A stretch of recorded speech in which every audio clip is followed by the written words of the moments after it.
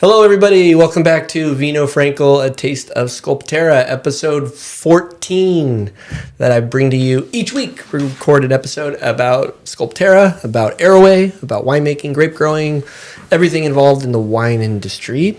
So thank you for watching. Real quick, be sure to remember to like, comment, subscribe, ring the notification bell, leave a comment, ask a question. I love reading questions and comments, and I will respond on the next podcast. So today I have two new guests here in the Paso Robles podcast studios. I've got Francisco Ramirez joining us today. Hola. Yeah, and Noah Zuniga. Hola.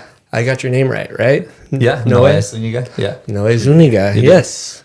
So we've got two Mexican Americans with us today, and some people think I'm Mexican, but I'm not. My wife's Mexican. So we're going to have a Mexican themed podcast where we talk about beer versus wine, talking about Mexican food, Mexican restaurant, Mexican culture, and the majority of Californians are Mexican now. So I'm sure you knew that. That would also make you Mexican by marriage. Yeah. My wife told me that. Yeah. Okay, so I'm Mexican. So why not for you? Why not? Yeah.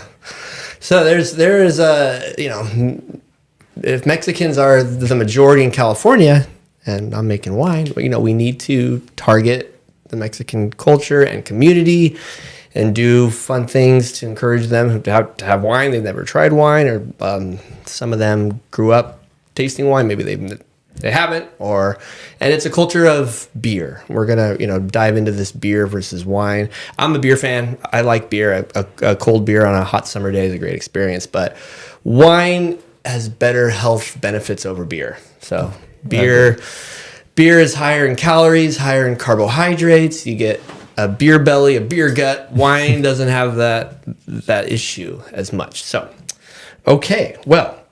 First off, we just had our Christmas event on Thursday this last week. It was December 18th. It was an amazing time. We've got pictures up from the event.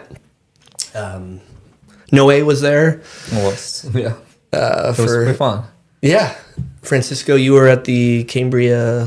What is the official name? It's called the Cambria Christmas Market in Cambria. Right. And it's an amazing light show, food, vendors, music. Yeah, they have, it's to celebrate the holidays, Christmas, and it's all holiday driven and holiday decorations. If you've never been, I really recommend it. It's really nice. Lots and lots of families go every year, and I keep meeting new people every year. Nice. Nice. Yeah, our Christmas party, maybe not as big, but still pretty big. We had, I estimate we had 100 to 150 people. At one point, it might have been 200 when the kids went up and did their performance, the retelling of the birth of Jesus. They sang songs. Yeah, it turned into a dance party. Yep. For our employees. We took our employee Christmas picture. I couldn't gather all the employees. Some of them were inside pouring wine and working, but I got as many as we could. And the place looked amazing. It was a nice night. It wasn't too cold. It wasn't raining. The weather was perfect, and we just had a great time. And we had a photo booth, which was new and fun. We had carriage rides. We had 3 food trucks. We had lots going on, and A lot of lights. A lot of lights. It looks really good. Even with all the lights, my photographer was saying that it's still dark. Like, it's still hard to capture people's faces, especially the little kids on stage and the folkloric dancers that danced in front of the stage. It was a little dark. I think next year I'll add some spotlights to really shine them up. But the kids did really great. They were nervous. They practiced a lot. They gave it their all. Noah's son, Julian, was a part of it. Julian Alexander. He was there. First time. That's his first time doing a play or something. But I do remember your garden in the back. It's always been dark before, and then little by little, you've been adding more and more lights. Because I remember the first time you had the lights put on the trees. Right. Yeah, Manny Medina did that. By Medina Light Show Design. And then, that just completely changed it. And then reminded me of the downtown Paso Robles Park when they light them up too. I was like, oh, it's the same thing. You got that same feeling, that same ambiance that it's lit up, So that's been great. Yeah, it was sweet. There was a few practices we did with the kids on Tuesday night, Wednesday night, before the day of the big event, and I left the gate open, and a bunch of people came and showed up just to walk around because they heard our Christmas lights were on, so they wanted to just stroll through the garden and then take a peek at the practice and listen. And no, it's very pretty. It was a wonderful event. All right, well, what's going on in the winery and vineyard? Most of our workers have left and went to Mexico for Christmas vacation. So I'm down to just 3 workers. I've got Rojo, Ernesto, and Angel. We're doing a lot of cleanup projects. We're preparing for rain. We're supposed to get 3 inches of rain this week, starting tonight through Christmas Day, maybe even Friday.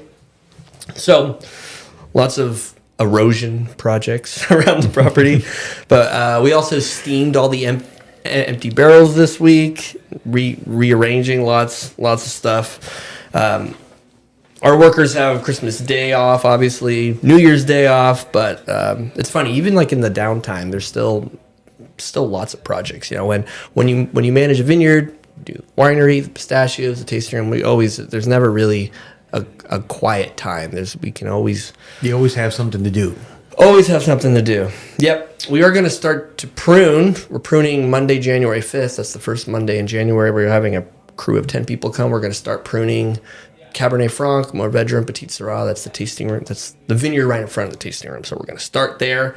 I like to prune Petit Syrah especially early because we harvest it so late anyways that by pruning it early, it breaks bud early, it grows earlier, and we can harvest, end of September instead of end of October. So just pruning early will promote an earlier harvest.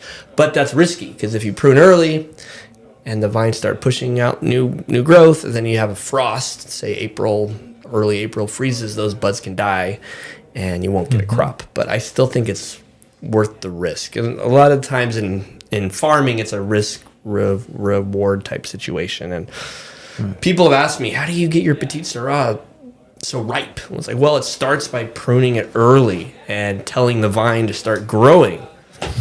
And then typically the crop comes in earlier. All right, well, I'm going to ask both of you 2 questions. I want to start with Francisco here. Now, I know you're the president of the HBA, the Hispanic Business Association. You got the poster behind your head here. All right. But how did you get interested in the wine business?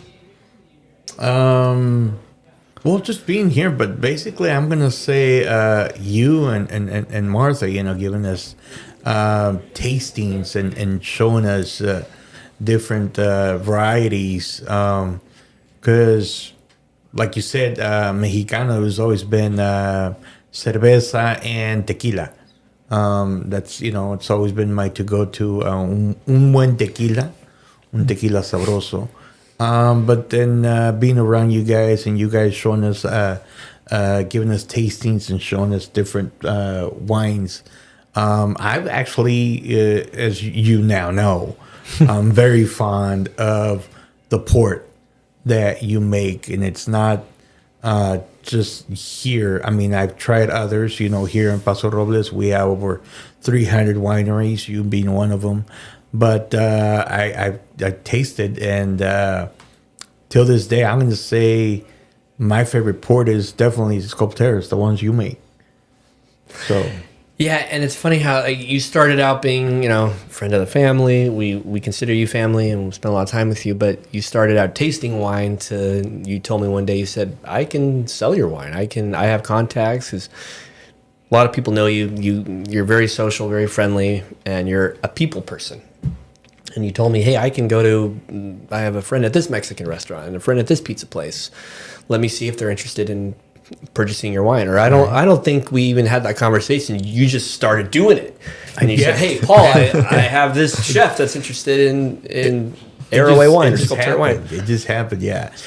Just being around you guys and being around different businesses, and it's like you said, it's knowing people and greeting people and letting them know what's available here, and just hey, why don't you try this wine? You don't have you're not serving any wine. Well, would you be interested in try this? And like I just a couple of weeks ago, with downtown business, Paso Pizza Kitchen downtown on 12th Street. I told her, hey, you don't have any of Sculpterra's wine. Would you like to? And she's like, yeah, bring me a taste. And I did, and she's like, yeah, I'm interested. I'd definitely like to try your Viognier, because she didn't have any Viognier and other reds. So that's it's about talking, networking, and making relationships. Yes. Not just selling, but vice versa. What was the first account you helped us get? Do you remember? It would be the 3rd Street gasoline station, third base. Third base, yeah, on Spring Street, yeah. And then Grapes and Wines. We got Viognier there because they didn't have a Viognier, even though they had shelves and shelves of wine. They didn't have any Viognier, and we told them, hey, we got some, so we took some samples there. But and the store in Shandon, what about that? Mexica Carniceria in Shandon carries Héroe, all 4 bottles of Héroe, and also port, and the reds have been going through there. And that's because not just locals, they recognize, they see the bottle, but the people that stop and drive by also through the 46. So awesome. Right. So you could mention a little bit about, you're the president of the HBA and what that involves, and you do mixers and meetings, but how does your influence with the HBA, how can you help promote our wine more? Well, I say just the same. Because the HBA is it's una cámara de comercio. Hispanic Business Association. It's just like another chamber. A lot of cities have chambers, but we're not city based. We're a nonprofit organization, and we actually have members from Shandon, San Miguel, all the way to Ventura. And a lot of people don't know that we're not just city bound, where most chambers are just city or locally. We are open to anyone and everyone that's willing to come in and join us and grow and network and share their products and services with other people, because that's how you also succeed and grow as a business, is networking and sharing and collaborating with others. Mm-hmm. And you've done it. How many years now? You've been involved in the HBA? It's been 10 years? Well, actually, the HBA, the Hispanic Business Association, has been together, and it started in 2012, and it registered with the state of California as a nonprofit organization. And since 2012, I've been around. But it's actually an organization that started by 4 wonderful women here in Paso Robles. And they met and they got together. And then on the second coffee meeting that they had, they invited me to join and be a part of. And I've been with them since, with this organization, helping grow. But yeah, we've done fundraisers to raise money and give away scholarships, dinner galas, and also with that, like you said, collaboration. You have always been a part of the Hispanic Business Association, our first and only wine that started at the beginning. And I want to say thank you for being very supportive, allowing us to use your venue to do the events. Because if something that we've done also is promote Hispanic and culture and tradition, and one of those things that we've done is the celebration of Dia de los Muertos. And not many people know this, but we actually were the first ones to really start promoting that culture celebration of Dia de los Muertos in the North County in Paso Robles. And then if you pay attention and look back, people have now been doing it and duplicating and doing it and celebrating throughout the county. Because now other people do it. Other businesses are doing it. Beers do it, promote it, but they've done it forever. But just here locally in this county, and it goes to say something about when you're doing something and then you get copied or people are starting to duplicate and doing what you do, then there is a sense of success where if you're doing something, somebody else is trying to copy you. Entonces, you're doing something right. Good. Yeah. So, yeah, we did that first Day of the Dead event at the tasting room, and it was a small gathering. And I remember we did the altar, and there was food brought in, and it was in the barrel room, and I think it was on the day, or it was an evening event, November and we had a 2nd. DJ and dancing, and it was small. And then from there, it grew to the point where you do it at the Paso Park, and you get many, food trucks and vendors and dance groups, and it turns into a big thing. Exactly. But you were the first venue that allowed us to do it, also publicly. It was in your venue. But then, I don't know if you remember, but we also brought in the Mexican consulate out of the office in Oxnard. They came in and also gave us their speech and, an explanation of what Dia de los Muertos is. We had a local priest from the Mission of San Miguel come in and give us their blessing. And then the following year, we also had the Mexican consulate come in with us and celebrate Dia de los Muertos. But they brought in a very, very, very, very, very talented artist that made the picture out of colored sand in that front part of your tasting room. Yeah. If you remember that they made that, and it took hours. They came in early in the morning and took over your whole floor and just made that marvelous art of very colorful. I painted remember sand. Yeah, painted sand. Yeah. Wow, I forgot about that. You're bringing back memories now. And then we've also had Abraham. You've always dressed him up. Growing year after year after year in the skeletal, stuff. But I remember you posting it in that front door where you have that horse sculpture. And every year you dressed them up. Yeah, we did it, so that was awesome. Got bigger and bigger. Yeah, heavier, much heavier. Well, thank you, Frankie. That's really great, and we look forward to continuing partnering with the HBA. And Frankie's doing a good job locally getting the word out and selling our wine. So thanks for that. Noe. Yes. Now you the first time. Well, let me back up a bit. So you are your wife is my wife's first cousin. Mm-hmm. So that's our connection. And I don't remember the first time I met you. I was trying to remember, but well, I don't remember neither. I have a really bad memory about that. I think we had an instant connection because you. I think we both like working hard. You're a construction worker and a builder and an electrician. You do home building. And I don't know. We just connected when we first met. And I asked you to help out on Black Friday because I didn't realize this, but this year a lot of my workers, my regular staff, was going to be gone for Thanksgiving, and they wanted to leave early.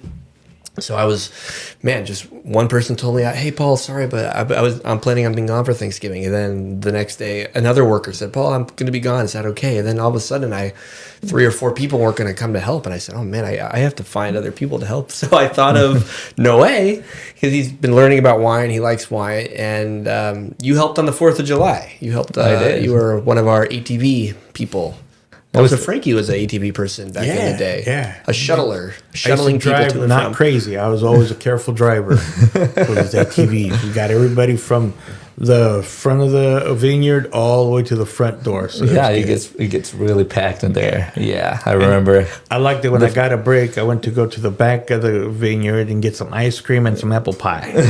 Did you get some? I didn't. No, I got ceviche though. Oh, there you go. Oh All right. yes, I got ceviche. It was good. So, Noe, tell us about your Black Friday experience working at Sculpterra, because you had never done any wine salesman, any of this kind of stuff, and I just threw you in. You were packing and taking cases out. Yeah, I mean, it was just pretty much, you said, okay, so this is a list of all the wines. People will put a number in there and just fill up the boxes. It's a 12-pack, 12 bottles on the back and the box. So they get to choose, 4 of this one, 4 of Syrah, 4 of Hero, Héroe. Like they can get whatever they want. It was just like 12 packs, and they were taking boxes and boxes and boxes out. It was like, so it was just 3 of us on the back that we were like actually kind of reading the paper, and then the other ones were helping to kind of put the bottles in the box and then wrap it up, put the name of the person. So getting the orders done, getting the orders filled. Yeah, get the orders ready to go, And this is at 6 a.m., 7 a.m., early in the morning. Yes. Early in the morning. It's People were high energy. they were really taking advantage of that deal. It's a really good deal, I have to admit. So yeah, that's a really good deal. 60% off on the Black Friday. That's pretty good. It was a great deal. It was a lot of fun. It was pretty fun. It was fun. It was my first time, and I think we did pretty good. Just being just a little bit, a little people.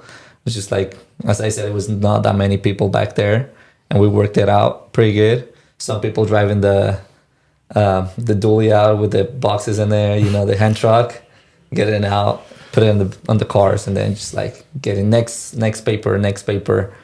It's a lot of people there though. Yeah, because I knew you would something like in your wheelhouse, something that you'd be able to do, Noe, because you worked at La Reina Market, which is at the Mexican market on 21st Street, which you were telling me, I mean, they get really busy. Oh yeah, they do. The time you've done that. It's a go all the time, It's like people comes, they have to go, you gotta keep moving forward and do the same thing all the time. But yeah, it was pretty much the same. The only thing I did have trouble with is finding out where the wines were actually at. Because I mean, as I said, I've never been there before, so I had to find out where's this wine at, and where's the Hero wine, where's the Syrah, all the Sculpterra, all the sweet, all the champagne, all this. So finding the bottles was kind of the part like what I was struggling at the beginning. But then once I found out where they were, I was like, okay, I think I can do it now. So yeah, it was pretty fun. Yeah, before I want you to share a little bit of your story of how you came to America and how that happened for you. But what interests you in wine? What interests me in wine? Yeah. Okay. Well, to be honest, I've never tried wine before I met you guys. Like it was like all time as Frankie said, yeah, just beer and tequila. That was all about that. But I think what I like the most is when I actually have it combined with food. Like that will be like a good steak, and then I have a glass of wine with it. That will be like a part of like, okay. And same thing is just like, because it has more, as you say, Pablo, it has more health benefits than a beer, and I like a beer. Always like it, but it's just like, yeah, sometimes you just have to have a big steak with a good glass of wine. It's just hard for me to understand which wine is the correct one to choose, because there's a lot of them. Well, that's really up to you, because everyone has individual palate. Yeah, and it's really you doing it over and over again and finding out which one. Oh, this red. Oh no, this Merlot. Oh, this Cab. And because then you're the one that's gonna make that acquire, and where you feel comfortable pairing that wine. Because like you're saying, finding out which one. Well, that's true. Because not all red wine, but there's some red wines that are good with carnitas, carne de puerco, instead of the other one, because I've it's playing it, it's drinking it, it's eating it, it's combining it, and then you are seeing and finding out. Este es mejor con la carne de puerco. Este me gusta con la carne de res. El blanco, todos los blancos, white wines, Viognier that we do with Sculpterra is really good con los mariscos. Okay, didn't know that. That's interesting. Because it pairs and it helps your palate. Once you're eating that and then you're drinking that, you're combining, you're making that comparison work. Yeah. So I think that's more than anything. Then it should be like me trying the wines, like tasting the wines, all of them, and kind of knowing which one is the one that I like the most with the food I'm having. Yeah, exactly. Okay. Yeah, there's a general rule of thought. The general rule of thought is that white wine pairs with delicate food, like I'm talking about fish and maybe chicken, and then red wine pairs with steak because the astringency and the bitterness and the tannins in the red wine and the richness of the meat is like great. But then being more specific, like does Cabernet pair better with steak, or Primitivo, or Petit Syrah, or Pinot Noir? It's kind of, and then a lot of it goes down to the spices and the vegetables used in the dish too. It's like is the steak really peppery, or does it have carrots and potatoes mixed into it? So it's like trying to find those flavors you're eating paired with the wine that either has similar flavors or opposing flavors, and they cancel each other out. So like very the Pinot that you make and that we tried goes great with the paella. I made that pairing last time when we went to Templeton to their fiesta. And it did. I mean, it just combined great, and you actually enjoy it. Yeah, better. Well, Noe, you told me this story once before. I know it could be a long story, so maybe an abbreviated version, but it was a great story of how you came to America. And I know your mom had a visa where she was able to go back and forth from America and Mexico, and you're from Michoacan. Is that correct? Yeah, that's correct. So yeah, pretty much my mom, she, for, situations in life, she had to move over here first before than I did. So I was staying in Mexico, Michoacan, for a long time, just pretty much by myself. And, when I was going to high school on that time, I was 15. So she goes back to Mexico and she's like, well, I'm going to get you a visa. Like, okay, sounds good to me. I always was one of those persons that said, even on my classes, on my English class more than anything, I never thought I was going to need English. Like, I was like, what do I need English for if I'm going to stay here? I was never thinking about coming to live here, honestly. I was like, I even had a huge argument with my English teacher saying, I don't need English for any reason. But that was in Mexico. That was when I was in Mexico. Yeah, when I was on secundaria, that will be what, middle school in here? Yeah. Right? Junior high. Yeah. So I was in middle school and I was like, yeah, I don't need English. I'm gonna be living here. I'm gonna make my life in here. And then I remember that my mom comes back and she's like, yeah, I'm gonna get you a visa so you can go for vacations down, up to California. I was like, yeah, for how long? She's just a summer vacations, July. So I was like, yeah, that's fine. So she was gonna take me here so I can see the fireworks, for the 4th of July. I was like, okay, great. And so she got my visa and everything, and she had her own visa. So we came here, we flew in here, but then when we got here, because we got to Paso, we landed on LA, but they went for us and picked us up. My mom was living here in Paso already, and once we were at the house, she was like, "We're not going back. You know that, right?" I was like, "What?" And she's like, "Yeah, we're not going back. We're gonna stay here." I was like, "Well, I do want to go back because as I said, I never spoke English before. I didn't know what I was gonna do in here. So pretty much I was like, but the reason why I was like, okay, I kind of understand, because the only family I have is my mom and my sister. That's it. I don't have a huge family. I don't have like a lot of cousins, and I know that's weird because I'm Mexican, and I should have a huge family, but I don't. So pretty much, it was, as I said, it was during those summer seasons. So the fair is going on here, and we went to the fair, and that was like a day. 2 days after we got here, I think it was like the fair was going on, and she took me to the fair. Maybe you saw Frankie. Frankie works at the fair. Maybe it was Frankie, the guy that. Right. So we went to the fair. I told my mom, I don't know what I'm doing here, and she was trying to convince me to stay here. She was like, "Yeah, I want you to keep going to school in here." Whatever, we went to this place, and then I was trying to get into she got me a bracelet so I can get on the rides, right? And then I was like, I don't want to, I don't know. I was kind of thinking about, I don't want to be here. So then I was in line. I got in line to wait for what's that? The game that goes all the way around, the roulette. Ferris wheel. Thank you.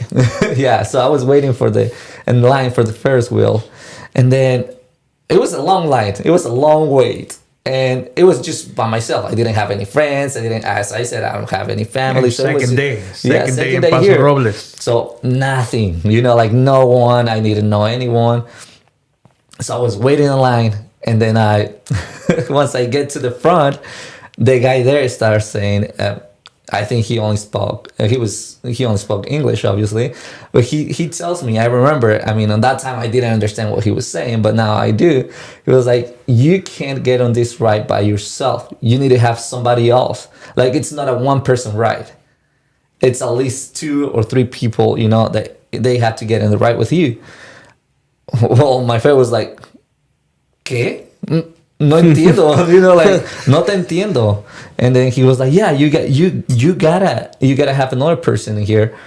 It's like, I don't know what he's saying. Like, I don't understand. And I was getting nervous because I don't know what he was saying. I was just like, like, my bracelet is right here. Let me get in the ride. And you were in front of the line, so I was in front of the line, so everyone was behind me, and they were waiting for me. So what the guy does is he starts screaming. He's like, anybody wants to get with the guy? Anybody wants to get with him in the ride? And then I heard somebody laughing, and I was like, "Oh, they're laughing at me!" Like, what am I doing here? And then I just got embarrassed. I was like, I don't know what I'm doing here, so I'm just gonna get out of the line. And then the guy was like, kind of like, I just walked away. I was like, no, gracias, like, no gracias, and I just walked away. And then the guy was like screaming, "Hey, no, yeah, come back!" But I was too embarrassed to stay there. So once I got out of that line, I was like, "Yes, okay, I don't like this. I don't like this. I honestly don't like this." And then it was like, but then I realized the only person I have that I was actually trying to be with, it was my mom, because you never know, your mom, your dad. My mom is the only family I have, so pretty much I don't want to live, and something bad happening to her and not being with her, or feel bad because I didn't spend time with her. So pretty much what I did, it was like, okay, I'm gonna stay because I love my mom and I want to actually be with her, because our relationship was kind of always like a long distance with my mom. Oh, yeah. So it was like she had to make that sacrifice like all immigrants do. Yeah. Of especially Latino America, is coming over here, start working and sending money back to take care of you. But yeah, they leave their families behind. That's the the American dream is to do better for the family and see what they can do. And part of that is immigrating here into the U.S., which is what's beautiful about the U.S. It's a melting pot of, immigrants that have come here throughout many years.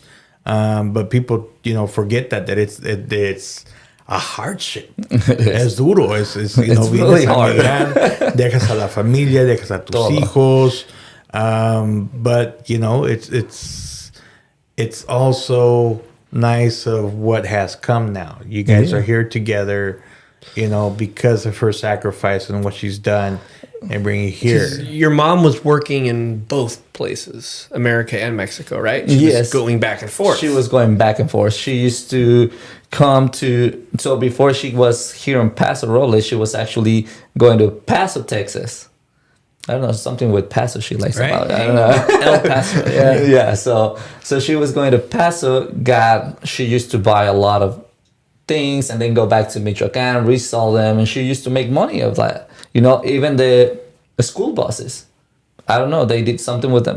They cross over, buy the school buses, the yellow ones, and they go down and they resell the school buses, and they will make money out of that. It was good, but as I said, I used to be pretty much alone majority of my time. Right. But yeah, it was. So I decided, I was like, okay, I'm gonna stay here. And then for me, Be with her and I'm start gonna enjoying her. I'm gonna be with her. I need to spend some time. My mom always taught me to be responsible, and she always taught me to work since I was a kid. She used to work at a gas station. I used to go there when I was like, what was my age? Like 9 or so. And I used to go there to help her out. Down in Mexico, you don't pour your own gas. You have people. My mom used to pour the gas for them. You get there, you have my mom used to be the one. And then while they were getting gas, I used to go up to the guy that was on the car, and I used to go, hey, you want me to check the pressure of your tires, and check the pressure, make sure everything is right, and Clean the windows, and then they used to give me a tip, like 5 pesos, 10 pesos, but you have a bunch of cars every day, so I used to get a lot of money. Well, no, it was a lot of money for me being a kid, and I used to have like 200 pesos at the end of the day.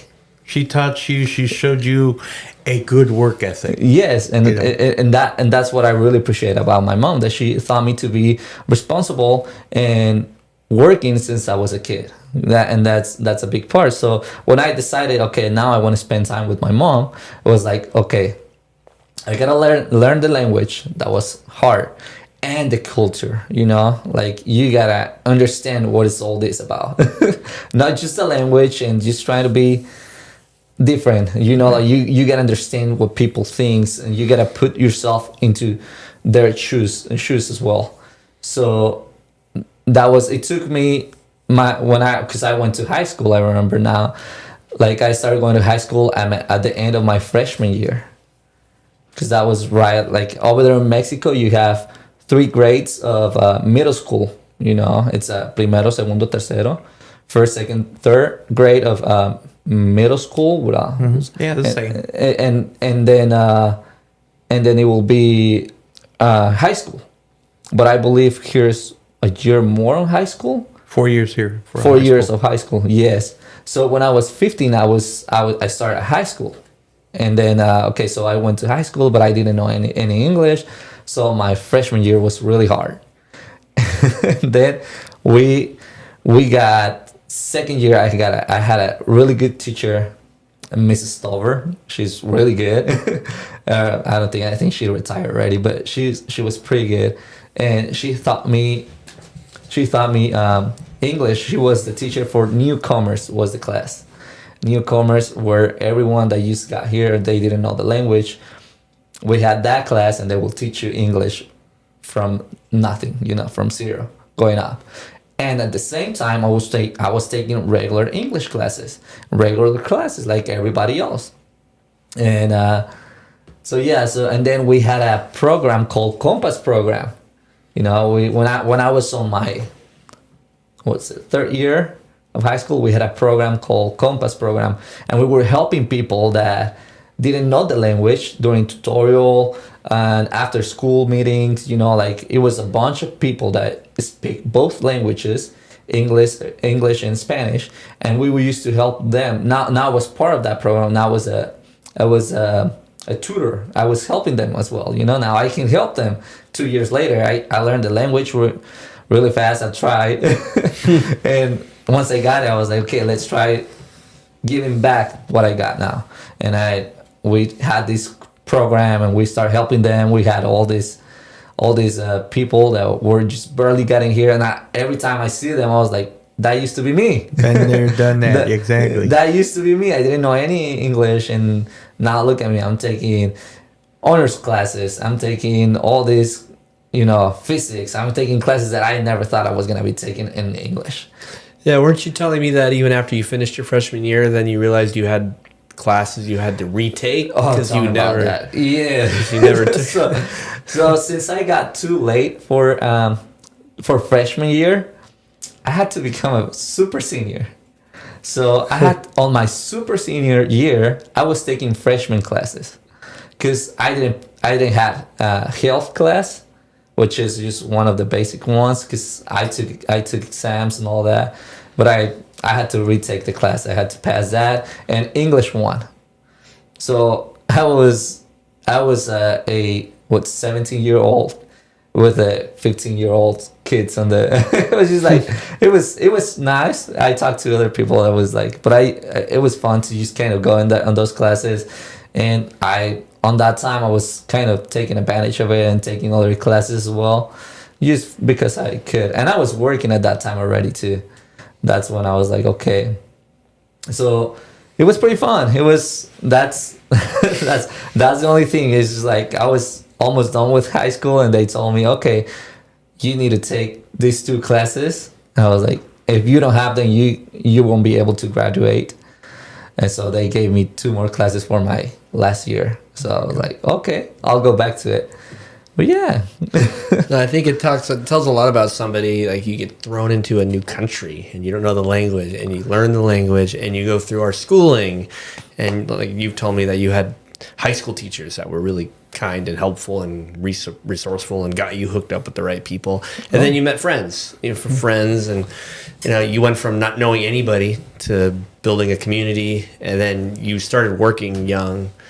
And I think, like Frankie mentioned, being a hard worker and giving it your all, trying hard, it's like really, making an effort. So, and it's an amazing story. And like people tell me, oh, it's hard to learn English, or it's there's not enough help, or this. I mean, you're a success story of somebody who came here, learned the language, did what you had to do to graduate high school, and now you got a job and a wife and a son and a family, and it's just great. So, and you still go back to Mexico, and you go back to Mexico to visit your mother. Because I found my wife, and that's part of the thing too. Once I found my wife, I was like, okay, so we're staying. Yeah. Now I have my kid. It's just like, we're staying. We're not going anywhere. So now we go for vacations. Like probably next month, I'm going on vacation. So it's like, we just go back. ¿Qué parte de Michoacán van? Yo soy de Apatzingán. Apatzingán. Yo soy de Apatzingán. Okay. So I go there once in a while, and then I go to Piedras Blancas. That's another place. That's really peaceful place in there. Piedras Blancas is really... Okay, yo también soy nacido en el estado de Jalisco, en la ciudad de Guadalajara. De Guadalajara. Y este año se me hizo invitar a Pablo y a toda su familia. Vino ahí su esposa con mi sobrino. Fueron a visitarnos allá a la casa de Guadalajara, que es tu pobre casa también, para que vengas ahí. Muchas gracias. Con mi hermana, la mayor, y mi cuñado. Y eso, estuvieron allí una semana... No. 3 días, ¿verdad? Porque ya estabas allí. Mm-hmm. So 3 días vinieron allí. Last year we went down a la ciudad de Guadalajara. Yeah. How was that, Pablo? It was fun. Guadalajara is a big city. I mean, I'm more of a country person. I like, farming, agriculture, country life. And Frankie took us to the big parts of the city, which was great. And it was great to see the Tlaquepaque. And the big churches, and the stores and shopping. But it's like New York City in Guadalajara. It really surprised me. And just to move from one part of the town, one part of the city to the other could take you all day with traffic. So you got to see some parts of where they make tequila, or do you? We didn't go to tequila. No, we wanted We're gonna to. do We that next planned time. it, but we didn't have time. Pero sí lo llevamos a like he said, churches, la Virgen de Zapopan. We went there, Tlaquepaque also, Tonalá. We and went to Tonalá, and then we just stayed home. Okay. Yeah, because it will be interesting that you go over there and kind of see the process of making tequila, since you already know the process of making wine. What we did do this year, Paul, is I actually brought in we had a maestro tequilero. Oh, okay. That came to Paso Robles and visited, and I also showed him a couple of restaurants. We went and did some tasting also, and their wine is also at Grapes and Wines here in Paso Robles on 13th Street. Their tequila. Yeah, They sell their tequila. yeah, I said wine, didn't I? Yeah, I was like, wait. So yeah, so then and I told him, I was like, hey, vamos a ver a una winería para que tú conozcas a un maestro también del vino rojo de la uva, así como tú, porque él es maestro tequilero. And he's like, yeah, vamos. And I called Paul. I was like, hey, Paul, I got, a tequila maker. Because you have time? And he was like, yeah, sure, bring him in. So I brought him in. He was at the, what's it called? The barrel room? Yeah, it was during harvest, so we were doing punch downs and pump overs. You Right. got to see the crushed grapes in the barrel and do I a brought punch the maestro down. tequilero He had a lot of with questions. with the maestro de vino también. And he knew you about- had the yeah. two maestros right there. Yes, Yeah, that's good. together at his winery. And he knew about inside the barrel yeast, and rooms. he knew about fermentation. Right, and he was asking you. yeah. He was asking you all those questions. All Yeah, it those, was neat. And his about tequila making. is distributed everywhere, right? Yes, it's all over the country. It's now and worldwide. El tequila Atanasio. Atanasio. So Yeah, you gave us a bottle that I gave to my wife. She's going to try it. yeah, because she's the tequila drinker. También le gusta el tequila. Sí, ¿a quién no? A su esposa de Oh, Pablo. a Pablo también le gusta el tequila, con una También. cerveza después encima. No, y su hijo me prepara, ¿cómo se dice?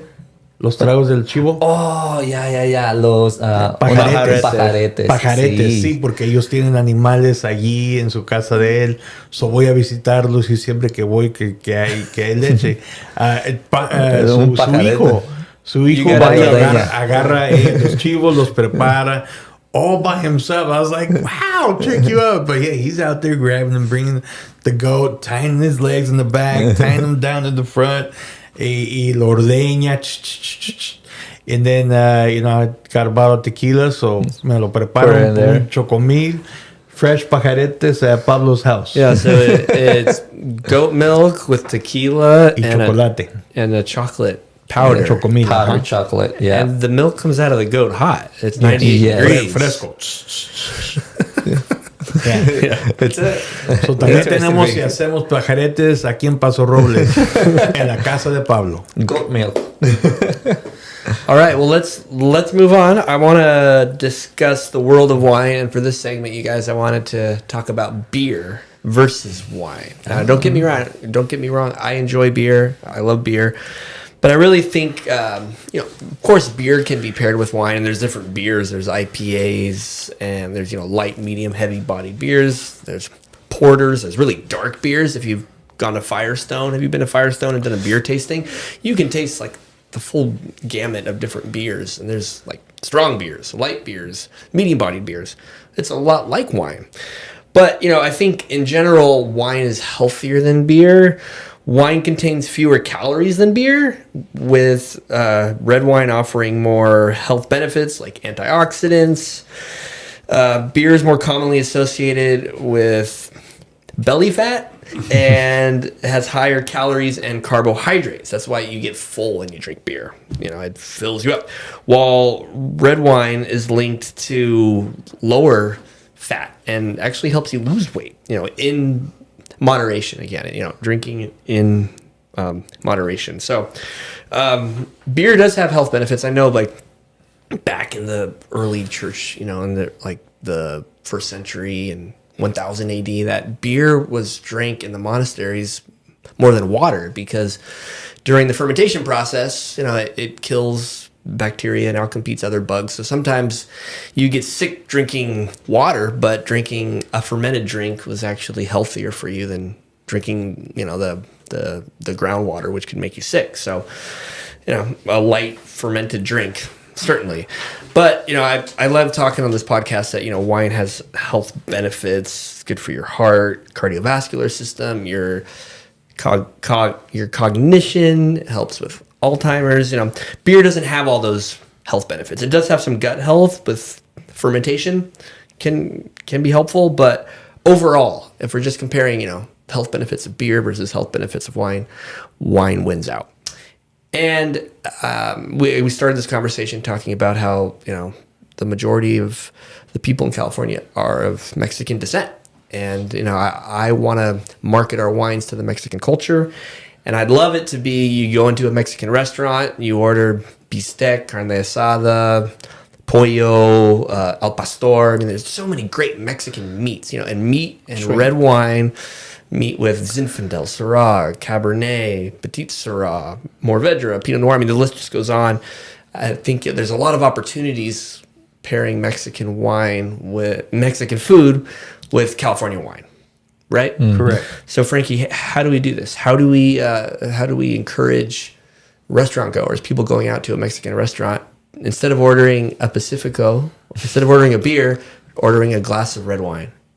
Well, let them know what is tasteful and how is that going to help you enjoy that plate that you're eating. Like you said, meats are great with red wines, and then white wines. The viña that you make is great with mariscos, shrimp, seafood, fish. It just allows you to enjoy it better when you pair it with the right food. So it's letting people know that this goes great pairs with what you're eating, not just a beer at the end, so you can finish eating, processing what you just ate. But it helps your enjoyment of what you're eating when you pair it with something good, because it helps your el paladar. Yeah, but I think like, for example, if you have a ceviche, what wine will you use with a ceviche? Because for me, at ceviche, I get a ceviche and I just like, okay, let's get a beer with it. Yeah. I would say a cold Viognier. A cold Viognier. Porque, like you said, ceviche is already, it's being served, it's being made cold to be eaten cold. So va bien con un Viognier helado, frío. Y también rosé, great que wine. Esté helado, que esté the white wines, que esté helado, to go with that cold serving that you have of that fresh fish. The rosé is tropical, so you're getting grapefruit and papaya and melon and cantaloupe and honeydew, and those flavors are different from the shrimp, but they complement each other. Where it works really well. I love rosé and shrimp as a. So it sounds like you guys pairing. Have tried the food, like Mexican food, before with wine. Have you, Pablo? Yeah, we did. My wife has a wine group called Latina Divas in Wine, and we did a Mexican restaurant winemaker dinner. It was La Casa de Amaya, if you remember them. Right. And it was 5 courses, Mexican food paired with our wines. We did it at the tasting room. It was really fun. And they did a chocolate mole with Petit Syrah. And it was like pretty intense mole with the spices and flavors to it. And Petit Syrah having a lot of oak and smoke and barbecue notes to it. It matched good. It was really good, and it was. I've had mole before, but never chocolate mole. And Petit Syrah, I was like, oh wow, this is gonna be interesting. It was really good. And then that was the day where even just the appetizer, we did just chips and guacamole with rosé, and like it's guacamole has got that fruitiness and that freshness and acidity, and with rosé, which is very similar palate. Yeah. Those two is just like everyone loved that. It's like, can I get more chips and guacamole and another glass of rosé? It's like great.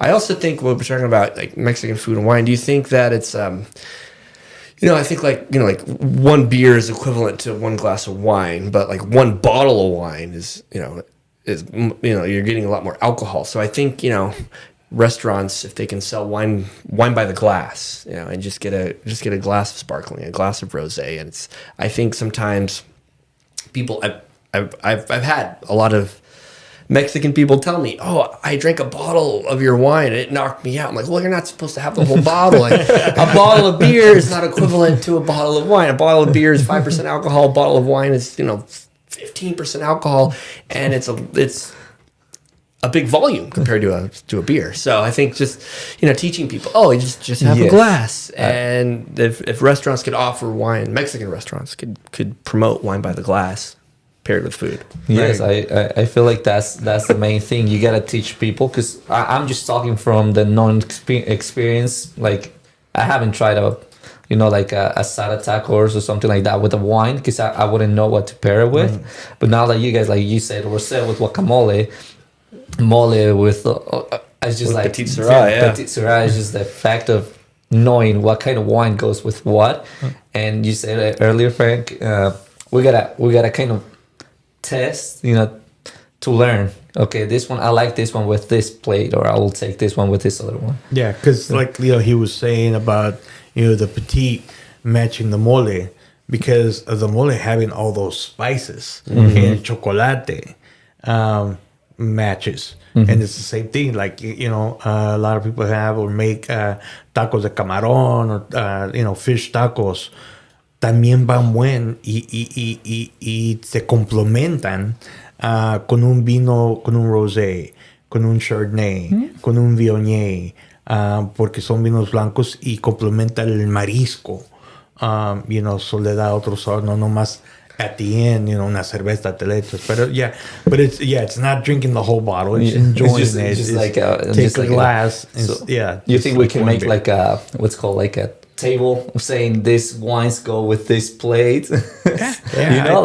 Like this, like you were saying, this type of wines will go with the seafood.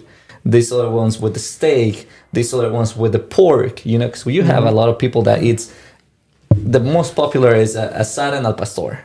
Yep. Those are the two that you will see a lot of people eating, asada and al pastor. So it will be more like having like a table of saying, okay, you can try this, or these are the wines I can tell you that it tastes good with this. Right, and one of the places that Pablo mentioned earlier was bringing in wines to restaurants and to businesses is through friendship. I had my friend, mi amigo Pepe, who it runs La Parrilla restaurant in Atascadero, Paso Robles, and Arroyo Grande, and they're carrying our wines. And something that we did is I ordered and sat down with them and ate, and then had a glass of wine with los mariscos that I had with that dish, y enseñarlos. But that's one of the businesses where we're at. Sculpterra is being served as La Parrilla restaurant. And it's, them also knowing, because, todos los mexicanos, comida mexicana con una cerveza, pero también va con un vino. Yeah, exactly. Y se complementa. It helps the enjoyment. It helps. Yeah, because I feel like a beer is like a tradition for Mexican culture.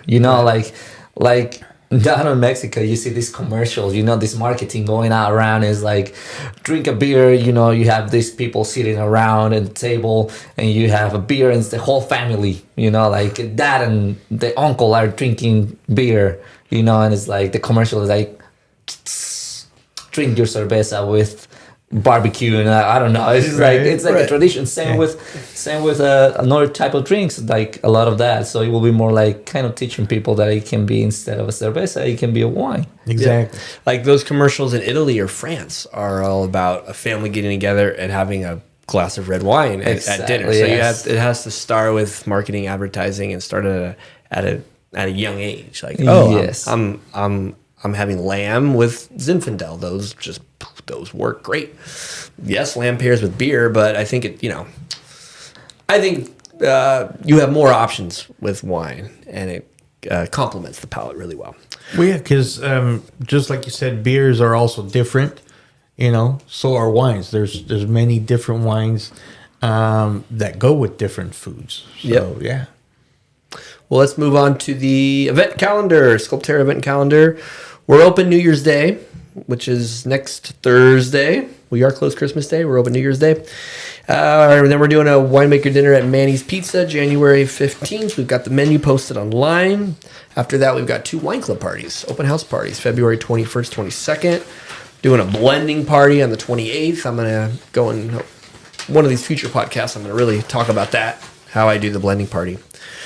And then we've got the Zinfandel Festival, which just said how Zinfandel pairs with lamb. That's a classic pairing. We're doing a food and wine pairing through the garden, 4 different appetizers at 4 different sculptures. We call it our Taste and Tour in the Garden event. That's March 21st, Zinfandel Festival weekend. Zinfandel is called the heritage grape of Paso. It was one of the first grapes planted in the Paso Robles region. It grows great, east side, west side, whatever part of Paso. Zin is a great grape to grow. And so we have a whole weekend dedicated to the Zinfandel Festival. Well, now my too much information section where I talk about something personal that you might not know about me. One thing you might not know is I'm a coffee drinker. I love coffee. And when I met my wife, Martha, I was drinking, 3 cups in the morning of, black coffee. I was never a coffee drinker with, cream and sugar. I never liked doing any of that. I just like drinking black coffee. And coffee by itself has a lot of caffeine. It really speeds you up, hypes you up. I didn't need that. I have so much energy as it is. I'm such a hyperactive guy. And, coffee, like wine, in moderation is healthy. Overdoing it is not so healthy. So my wife convinced me. She said, you should try an alternate form of coffee because you don't need all that caffeine. You don't need all that, it hypes you up and then you have that drop down. So she introduced me to High Coffee made by High Body. And they have a product called Black Coffee, which has all kinds of, it's a dietary supplement. It's also just a very healthy drink. It does have real coffee in it. So I've tried a lot. Let me back up a bit. My wife tried getting me off coffee for years. And I tried,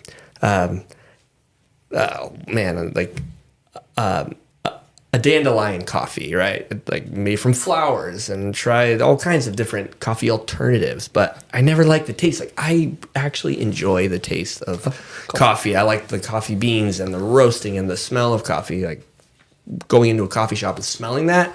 Maybe because I'm a winemaker and I like oak barrels have that toasted component to them. Okay. But anyway, so she wasn't having any success introducing me to a coffee alternative. And then one day she said, hey, I got this product, High Body, High Coffee, and they have one line within their company called Black Coffee, which actually has a small amount of coffee in it. So it's got maca, which is an ancient root. It's good for, it's got vitamins B1, B2, B6. It's got collagen, which is good for your skin, good for your muscles. It's got moringa, which is known as the tree of life. It helps with your aging and breaking down your nutrition. And it's got proteins, vitamins, and minerals. It's got green tea. Their green tea that they make is really intense, but this has just a small amount of green tea, which is an excellent antioxidant and anti-cancer, immune system. It's a stimulant. So anyway, it's got all these health benefits, right? So I didn't really care so much about the health benefits, but it's nice they have all these health benefits. I cared about how it tastes, and it tastes great. Does it taste good? It tastes good. It's a great product. It tastes like coffee, but it's not coffee. So I started drinking. This was 3 years ago now, and I drink it every day. I have, probably 3 scoops. It comes in a powder form. Heat up hot water, mix it in. So it's a great coffee alternative. All these benefits from it. And it kind of, I love having something hot in the morning. I love to start my day with a cup of coffee. So I've got this High Body, High Coffee alternative. So thank you, Martha, for introducing me to this. And I'm just glad I found something because, I know you were on a mission to get me off of coffee because I was a big time coffee drinker. I was overdoing coffee. And now with this product, I could drink as much as I want. And it really there's no harm to you. It's got green tea and maca and collagen and all these healthy things. It's not going to hurt you. You can just keep drinking. All right, now, animals in the vineyard. Instead of doing the animals in the vineyard section, I wanted to open it up to the two of you, to Noah and Frankie. If you had any questions for me, I know this podcast is running long. We're having a good time. We're having a fun time doing it. So I'll try to keep my answers short. Just questions that maybe you guys have that you want to know more about grape growing, winemaking. Well, whatever you got. I do. Speaking about wines and their benefits, is like I was mentioning to Noel. I started tasting wine with you and your family at your vineyard, and you showed me more, and I got to get to know more and taste more, and I drink more wine myself. But what is, if any, tell me what the antioxidant properties are of drinking wine to your health, to your body. Yeah, antioxidants, it's all about the phenolics, which phenolics, if you get really technical, it's organic chemistry. It's the benzene ring, aromatics, and phenolics. They're all in that same group. And it's good for your heart. It lowers your blood pressure. It reduces your risk of heart attack.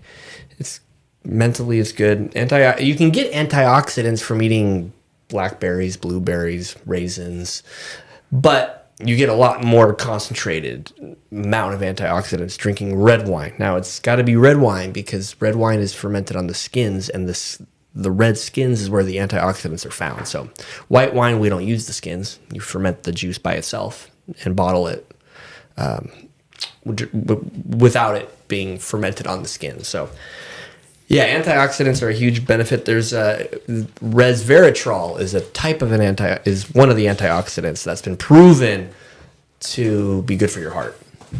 So yes, a glass of red wine has a large amount of antioxidants, which are very good for you, indeed. Okay, so I do have a question for you. It's so since same thing as Frankie, I just met wine thanks to you.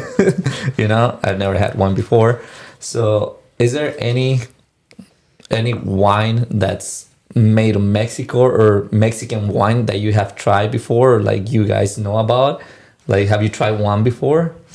Yeah, actually, one of the HBA friends of ours, forgetting her name now, the librarian, Angelica Ep.14. Yeah, she has a sister that lives in Baja California in Rosarita, and they go wine tasting all the time. They have a similar climate to we have. They have, just like us, they have a desert behind them and an ocean in front of them, so they get that 100-degree days, 60-degree evenings in the summer. It's dry, and they have a small Mexican wine region in Baja California, and she's introduced me. She's brought me bottles of wine, and they're pretty good. I enjoy them. What's funny is when you drive through that area of Baja, the vines are trained lower to the ground on the trellis because the people that work them are not so tall, so they're shorter workers, and they're just right there. But it's a great wine region. Also in Zacatecas, I know there's vineyards. I know there's plenty of vineyards now in Mexico. And right now, good question, Howard. But yeah, in Mexico, I mean, it's the growing. People taste for wine is growing. It is growing. Okay. We have now el Valle de Guadalupe right there in Baja California that he's talking about. But that's the place of Mexico right now that's known for el vino rojo, el vino tinto, el vino de la uva. And they do wine tastings in these vineyards. In el Valle de Guadalupe. Really so cool. Yeah, but my goal is to go there, El Valle de Guadalupe, with Sculpterra wine and have them try ours, so we can compare. Como saying, like you say, you were asking him, has he tried Mexican wines? Yeah, El Valle de Guadalupe, but I also want them to taste California wines. Yes, you want to show them. So, that's one of my goals. Is to show off. Go there and take some bottles of California wine. With there, because I met people downtown last week that were asking, hey, is there any Mexican wines? No, I was like, no, we don't have Mexican wines here. This is all California wine, but we do have just like, Paul here, winemaker, we have a couple of, Mexicanos that are also winemakers and have their own labels and are, up and coming and going and starting to make, because they've learned from other winemakers here how to make wine. So now they're also having their label and having their own wineries and putting their label on the bottle, Mexicanos. Okay. But they're making California wine just like Paul. Okay. Well, does that answer your Yeah, question? that does. And That then does. also on that is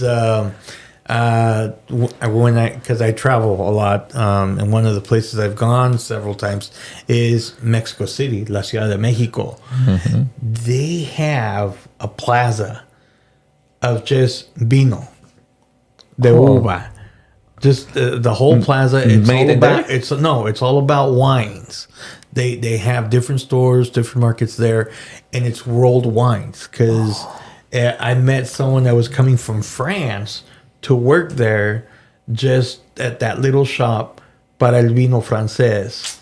Right. So that's another thing that I want to do with Pablo's is wine. use it to go down there and put it there and have it there. And hey, Pablo, you got to pay for my plane trip. So To Mexico City. because we're gonna go take We're gonna take Sculpterra some- wine, yeah. anyway wine over there. So Yeah, that's a good idea. Well, we're almost about to taste wine on the show here today. But before we do that, I wanted to show you guys a picture of different bottle sizes. If you notice next to Frankie, we've got a 500 milliliter bottle, which is that late harvest, that little bottle.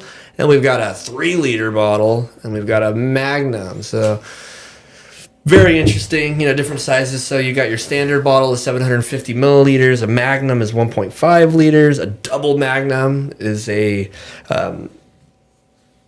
Jeroboam. There's a Jeroboam, a Rehoboam, a Methuselah. So these are all the kings of Israel back in the day of the time BC. So different bottle types, different sizes. For my wedding, we did a 6-liter bottle that we still haven't opened, but I bottled a special blend for my wife to be. We had it on our table. I do this lots of weddings. We get requests for these larger bottles. These bottles here today all are filled with wine. You could have a dummy bottle and fill with water and food coloring. These have the wine in them, and you can purchase these bottles at the table at the tasting room. So that the largest bottle we sell is a 6-liter bottle, which is a Imperial or a Methuselah. But you can look these up.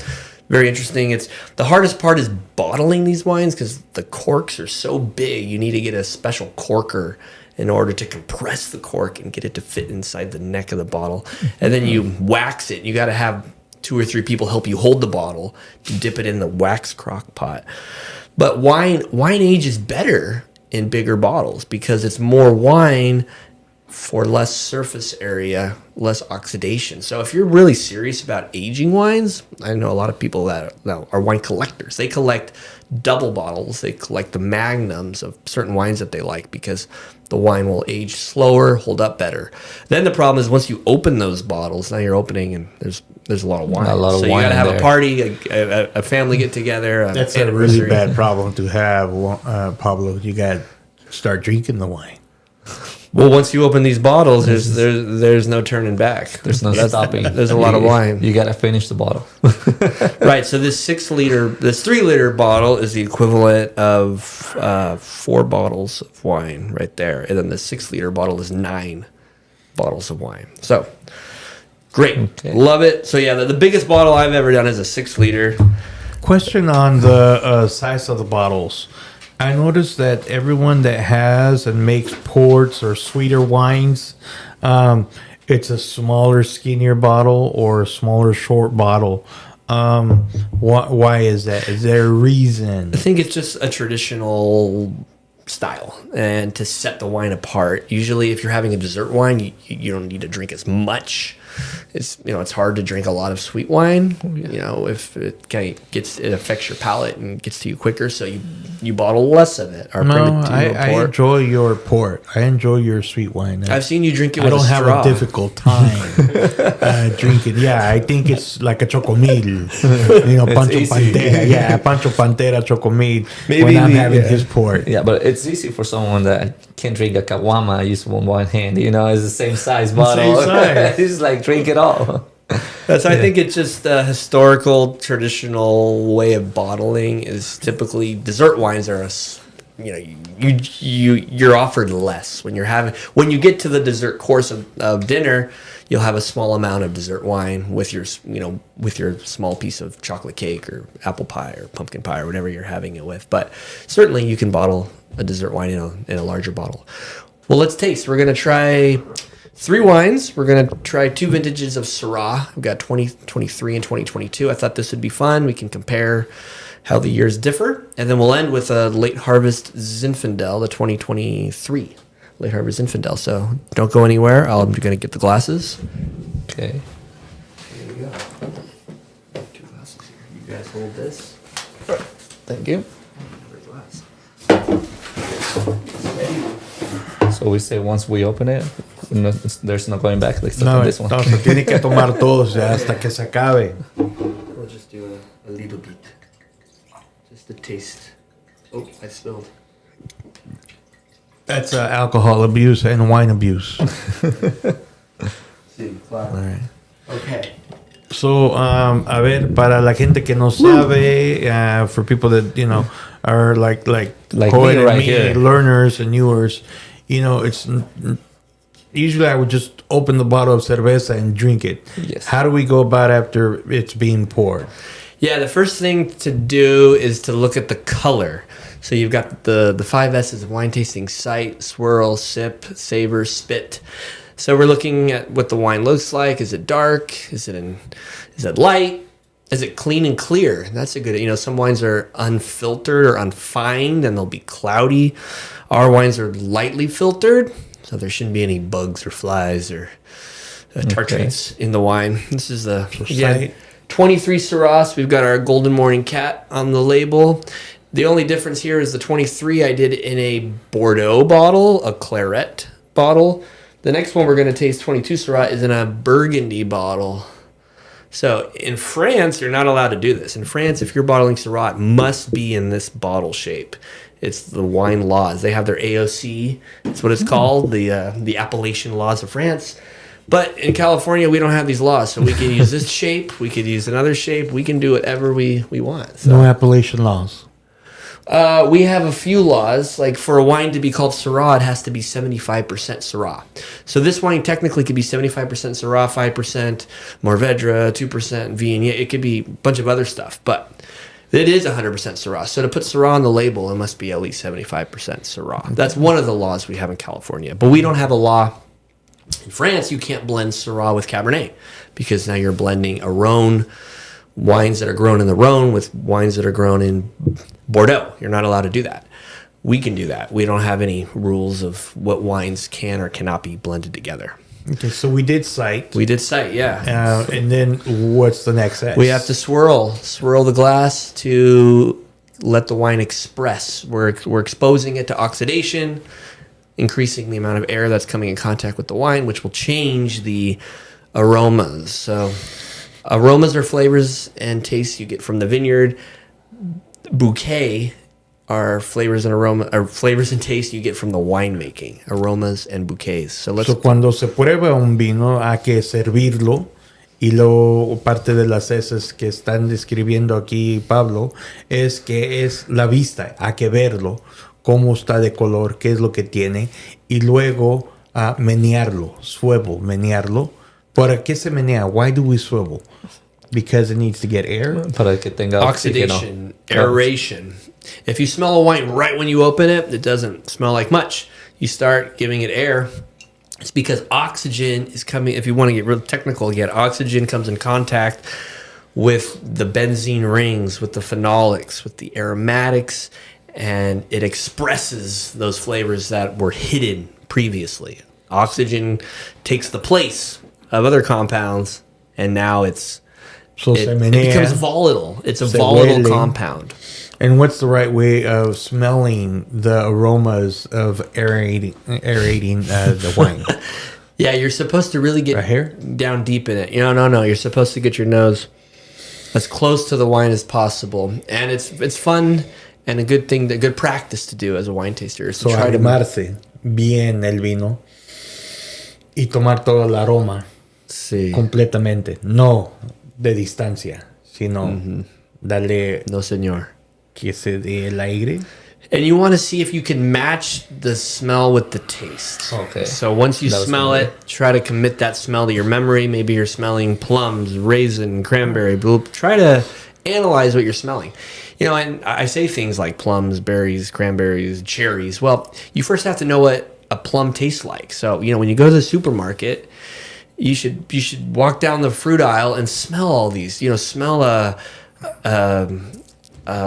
papaya and a cantaloupe. I mean, and close your eyes and smell it and commit that smell to your memory. Then when that smell returns, when you're tasting wine, you're like, oh yeah, that's papaya, that's cantaloupe. I recognize that smell, because I think a lot of times we eat without smelling, without really tasting. We just eat. Same thing with wine tasting. We just drink it without really analyzing it. I usually just eat when I'm hungry. Right. Okay. Exactly. All right. Well, let's try so that was the 2023 Syrah. Now we're going to So one year before. when you actually smell it and sip it, it tastes more strong than it. Like it has the flavor. Actually, you can kind of catch the flavor in there. Well, because you're combining your senses. You're not just using taste and sight, but now you also got that The other smell. sense of smell, which helps your taste. Yeah. So this is cool and fun and different, because this is the same vineyard, different year, right? So now we're doing a vertical tasting, 2023 versus 2022. So the biggest difference was the year. 2023 was a hotter, drier year. 23 was a more wet, rainier year. We had a bigger crop in 23. But overall, they're the same amount of alcohol, 14.2. The pH, TA, residual sugar, when you look at the chemistry of the wine, is very similar. And I And see then- legs on this one. What do we look for? What do you mean when people say, "Oh, check out the legs" or "see the legs"? What am I looking for on the legs? Yeah, because alcohol is thicker than water. Alcohol sticks to the side of the glass and runs down. So if you see a lot of the wine sticking and running down slowly, it means it has a lot of alcohol in it. If you're swirling a glass and you don't see any legs, it's probably a low alcohol wine. So it's just an indication where you can figure out what the alcohol is before even tasting it. But So el vino es como la mujer, hay que buscarle y verle las piernas. right, exactly. Okay. The biggest difference of these wines is that one is a year older than the other. So like just right away trying the 22, you can smell more. It seems to be more opened up, more expressive. There's more to it. I get, more fruit qualities, but then more like an earthy element to it, because it's had more time in the bottle. So it's been aging longer. Like on this one, I smell berries. This is the 22 Syrah. So this one's still available at the tasting room. It's almost sold out. That's why I wanted to do a preview today of the 23 Syrah. Yeah, and it's interesting too how we talk about the mouthfeel of wine, the front, middle, back. This one has a nice finish. It kind of lingers on the back of your palate. It has a taste that kind of sticks, stays around on your palate. Really nice. 22 Syrah. I felt like the second one was kind of more light than the first one. Yeah, I think as wines age, they tend to get softer and smoother. So the 23 is still young and tight and angular. The 22 is now more, it's more refined, soft. I get it. Okay. So if you give the 23 another year, it'll taste just like the 22 does today, potentially. Well, let's try one more. We got our late harvest I'll go ahead and pour it, Frankie. This late harvest Zinfandel? Yes. This vineyard no longer exists. So I was getting grapes on the west side, on the corner of Nacimiento Lake Drive in Adelaida, from the Dwayne, from the Nut House is his property. Dwayne Jardine is his name. Good old Dwayne Jardine. And, he only gets like a quarter of a ton per acre. It's a dry farmed vineyard, so there's no irrigating. He does minimal farming. And these grapes can get really ripe really fast. And it's a really pretty bottle. It's got our ballerina on the label. And it's only, it was picked at 29 bricks. So this was, super, super ripe. It was picked on October 20th, 2023 at 29 bricks. And it ended up being 2.5% residual sugar. So instead of the yeast consuming the sugar to completeness and fermenting it dry, the fermentation got stuck before it finished. So the wine was left partially sweet. So instead of restarting the fermentation and trying to have yeast eat up that last bit of sugar, I just left it alone and decided, hey, I'll just bottle this as is, because now it's a wine with high alcohol plus a sweet finish, and it can be a late harvest wine. So it's still not like syrupy sweet, and it has a touch of sugar. 2.5% is certainly not very sweet, but it is sweet. And it you can smell the sweetness. Yeah, you can really pick up a lot of ripe characteristics, a lot of raisin. Like when I smell this, I just smell straight up, raisins and a berry pie, like a nice, ¿Tú qué pie. le pruebas? ¿Qué le hueles? ¿Qué le huelo? Porque yo huelo dulce. Huele dulce. Huele Right? que está más. Yeah, it smells like it's more sweet, like it's more. Like right away in your nose. Mm-hmm. Yeah. And this talking about the, como le dices, piernas or Yeah, legs? las piernas. So just by looking at it, does this one has more alcohol than the other ones? Yeah, it's 16.8% alcohol. Yes, the other ones were 14.2. This one kind of looks more. You can kind of see them more in there. There's not yeast. There's not yeast around that could ferment a wine to say 17-18% alcohol. It just doesn't work. The yeast are alcohol intolerant. So at a certain point, the yeast die, and you've got what you got. You got a wine that's a little sweet that fermented to a high amount of alcohol. But what's nice about this wine is because his grapes are where they are, where they're located, his terroir, his land, his soil. The grapes always have a really high amount of acid. So it's got that tart, acidic quality while being sweet. Watch out, Frankie.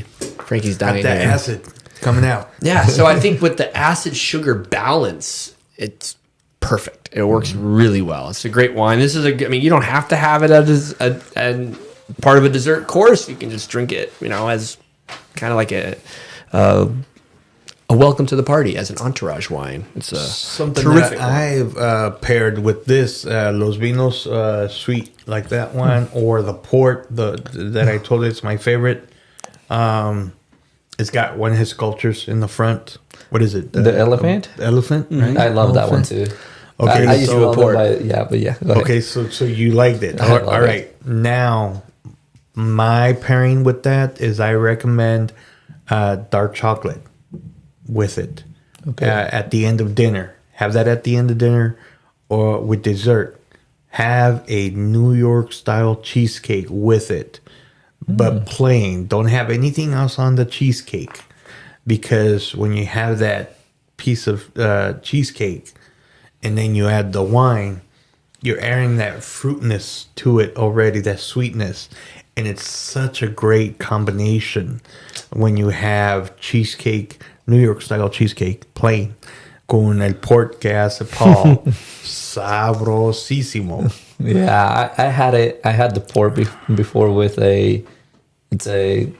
how's it called? It's a coffee cake that my wife makes. Have you tried it? That's Paolo? great. Yes, And I it's love coffee cake. It has a special name. I don't remember right now, but it's a coffee cake.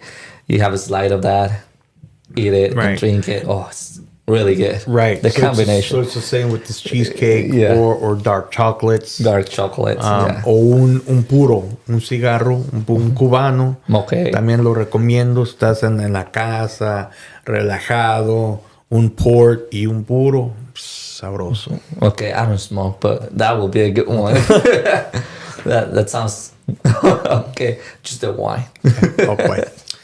Well, thank you, everybody. This was a fun podcast. Thank you to Frankie and Noe for joining me today. I think this was a lot of fun, a great conversation. And again, like we're not trying to change the Mexican culture for drinking beer. We're trying to encourage them to try wine with food. Try wine with food. Again, there's so much great Mexican meat and spices and flavors and seasonings. Lots you can do. So I encourage you this Christmas, this New Year's, when you're having carne asada, try it with Cabernet. If you're having El Pastor, try it with Zinfandel. Mariscos, Rosé, Viognier, Chardonnay, Pinot Grigio, all great ideas. So thank you guys for being on this podcast. I'd love to have you back. No, thank you for inviting us. And I want to say thank you too, Pablo, for inviting us, having us here. I'm going to also plug in for HBA. We'd like to welcome any and all business owners or new people out there. It's not just for businesses, nonprofits also, or individuals that want to come and join, be a part of us, and network and collaborate and be because we're out there celebrating culture and it's about getting different businesses and promoting each other and helping each other grow. Because that's where we're at right now on HBA. Even though it's been around since 2012, with COVID, it kind of went down because there was no, personal public, getting together. You weren't. Everybody was staying at home, so you weren't seeing each other. So right now we're in the process of revamping and regrowing, and I'd like to invite anyone and everyone. Like I told you, we have members from San Miguel, Shandon, all the way down to Ventura. So we're covering the whole Central Coast in California. And thank you, Pablo, for being the first winery and only winery that was there from the beginning of HBA as a member, and your support with your venue all the time and being a sponsor when we did those scholarships and those dinners and those fundraisers. Muchas gracias. Yeah, we'll put a link in the description of the video so you can head to the HBA's website. You can join. You can email Frankie. Email Look us up on Facebook. Yep. Right. I encourage you to join. It's a great group. Noe, thank you. I loved hearing your story, how you got here. Awesome. Thank you. What you've done. And it's nice that you're learning about wine and you're getting into it. So Y lo vamos a seguir haciendo. Nos juntamos. Júntate con nosotros. It's pretty good. Probando y comiendo con vino. Oh, I love that. Okay. Eating and drinking. I mean it. There you go. I mean it. Well, thank you, everybody. Again, please like the video, comment, subscribe, hit the notification bell. I'll be back next week. Have a great Christmas. Merry Christmas. Happy New Year. Thanks for watching.